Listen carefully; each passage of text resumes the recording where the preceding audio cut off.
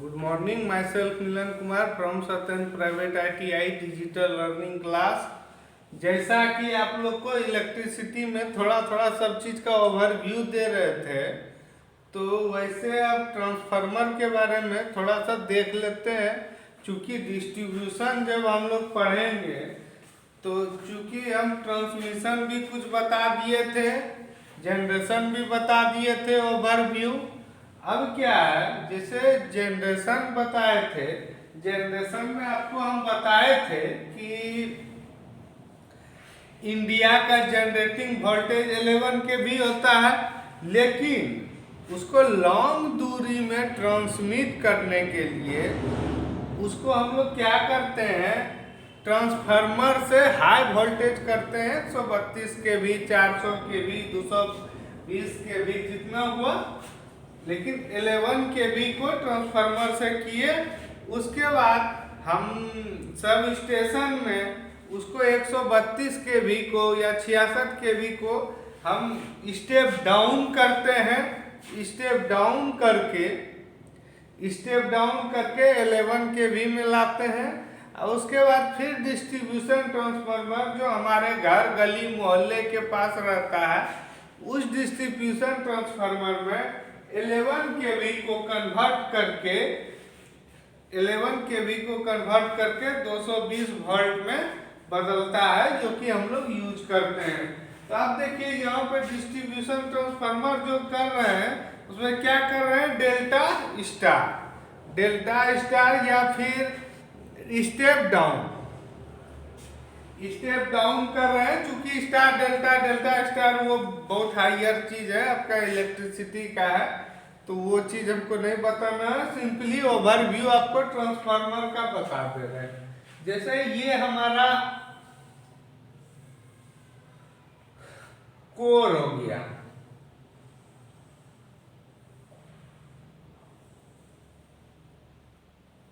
Transformer का ये core हो गया। बेसिक समझिए,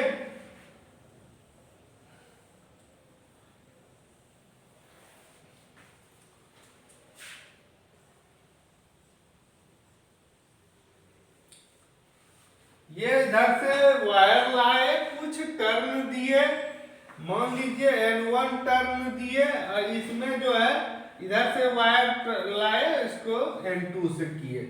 इसको जो कनेक्ट किए सप्लाई से किए, इसको कनेक्ट किए सप्लाई से, इसको कनेक्ट किए लोड से, इसको कनेक्ट किए सप्लाई से, इसको कनेक्ट किए लोड से। अब मान लीजिए इसके बीच का वोल्टेज V है, इसके बीच का वोल्टेज V1 मान लीजिए, इसके बीच का वोल्टेज V2 मान लीजिए, V2 मान लिए, ठीक है।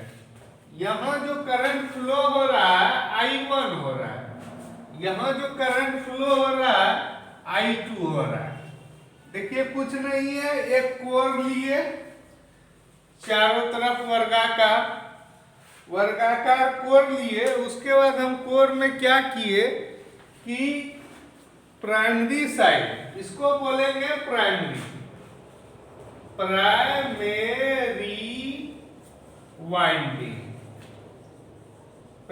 वाइंडिंग, ये हो गया सेकेंडरी वाइंडिंग। प्राइमरी वाइंडिंग है, ये हो गया सेकेंडरी वाइंडिंग, ठीक है। अब देखिए प्राइमरी वाइंडिंग में क्या किए कि इसमें हम सप्लाई दिए प्राइमरी वाइंडिंग को। जब हम सप्लाई देते हैं प्राइमरी वाइंडिंग को, जब सप्लाई देते हैं, ठीक है, तो देखिए I1 करंट जा रहा है, V1 हो रहा है। इसके बाद होता क्या है, जब किसी भी कॉइल में हम करंट फ्लो करते हैं तो वो कोर में एक फ्लक्स उत्पन्न करता है। ये फ्लक्स इस कोर पाथ में घूमता है। अब जैसे हम लोग तार में करंट बहाते हैं तो हम लोग हमेशा क्या बोलते हैं, लो रेसिस्टेंस वायर होना चाहिए। तो कोर में जो होता है लो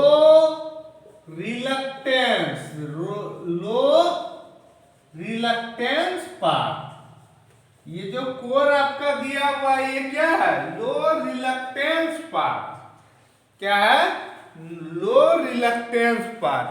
अब देखिए यहां तो मेरा लो रिलक्टेंस पाथ हो गया। इसके बाद यहाँ पे फ्लक्स उत्पन्न हुआ। जैसे फ्लक्स उत्पन्न हुआ इस पाथ में ये बहेगा, तो ये फ्लक्स इस पाथ में बहा, और चूंकि इसके ऊपर कॉइल लपेटा हुआ है, कॉइल लपेटा हुआ है, तो अब क्या करता है ये फ्लक्स कॉइल के थ्रू I2 करंट दे देता है। ये क्या करता है? I2 करंट दे देता है। यह N1 टर्न है, N2 टर्न है। तो ध्यान दीजिएगा कि N1 N2 जो टर्न है इसमें क्या किए, ये जो सप्लाई से जो कनेक्टेड होता है उसको हम लोग प्राइमरी वाइंडिंग बोलते हैं। उसके बाद लोड से जो कनेक्टेड होता है, लोड क्या, मान लीजिए एक तो बल्ब जला दिए, लोड हो गया, तो ये हो गया सेकेंडरी वाइंडिंग। याद रखिएगा इसका पावर जो होता है और इसका पावर 1 मान लीजिए, इसका मान लीजिए पावर 2, पावर 2, यानी कि P1 बराबर P2 होगा। मतलब हम पावर, इस ऊर्जा संरक्षण का सिद्धांत में कैसे जानते हैं? ऊर्जा का न नाश किया जाता है न निर्माण किया जाता है, सिर्फ एक दूसरे रूप में कन्वर्ट किया जाता है।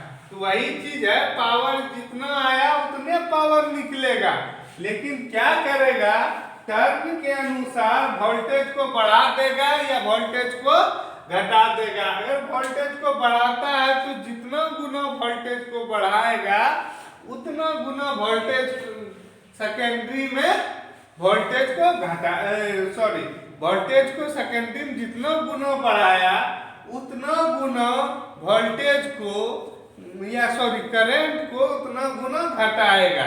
तब न बढ़ाएगा जितना गुना उतना गुना घटाएगा, तब न दोनों का गुणनफल बराबर रहेगा।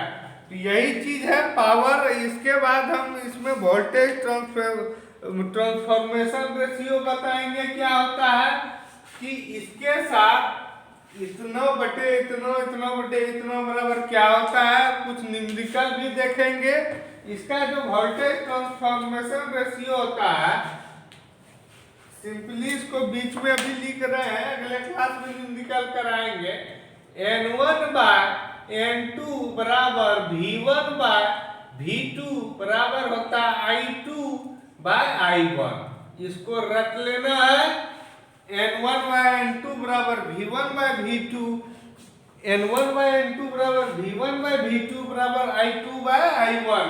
मतलब प्राइमरी टर्न बटे सेकेंडरी टर्न बराबर प्राइमरी वोल्टेज बटे सेकेंडरी वोल्टेज बराबर सेकेंडरी करंट बटे प्राइमरी करंट। इसलिए बोले फिर उल्टा होता है करंट प्राइमरी और सेकेंडरी। इसलिए अभी थोड़ा देर पहले बोले कि एक बढ़ेगा दूसरा घटेगा, तब ना दोनों का गुणनफल समान रहेगा। तो इसलिए पावर जो है दोनों का कांस्टेंट रखने के लिए ऐसा हम लोग हमेशा यूज करते हैं कि प्राइमरी को जितना वोल्टेज टर्न बढ़ाएंगे उतना प्राइमरी वाइंडिंग से जितना गुना टर्न सेकेंडरी वाइंडिंग का ज्यादा रहेगा उतना गुना वोल्टेज बढ़ेगा और उतना गुना करंट घटेगा। तब ना प्राइमरी साइड का वोल्टेज गुना करंट बराबर सेकेंडरी साइड का वोल्टेज गुना करंट होगा। तब ना दोनों हम आपको बोले कि कांस्टेंट रहता है, प्राइमरी साइड का भी और सेकेंडरी साइड का भी कांस्टेंट रहता है। इसलिए इस फार्मूला से हम आप लोग को एग्जांपल एक दो तो देखेंगे कि किसी ट्रांसफार्मर में इतना टर्न रेशियो है, फिर इतना दे रहा है ये वोल्टेज, इतना करंट दे रहे हैं, तो सेकेंडरी का टर्न रेशियो इतना है, तो वोल्टेज क्या होगा, करंट क्या होगा, पावर क्या होगा। और याद रखिएगा ये जो फ्रीक्वेंसी एफ होता है 50 हर्ट्ज होगा और इसका भी फ्रीक्वेंसी 50 हर्ट्ज होगा। दोनों का फ्रीक्वेंसी 50 हर्ट्ज होगा। 50 हर्ट्ज दोनों का कांस्टेंट है। बेसिकली अब क्या समझे, इसका जो काम है वोल्टेज को गुना बढ़ाना गुना घटाना, उसी के रिस्पेक्ट में इन्वर्सली करंट को घटाएगा या फिर बढ़ाएगा। तो इसका न्यूमेरिकल अगले क्लास में देखेंगे। आज के क्लास में इतना ही, बाकी नेक्स्ट क्लास में। Okay, thank you.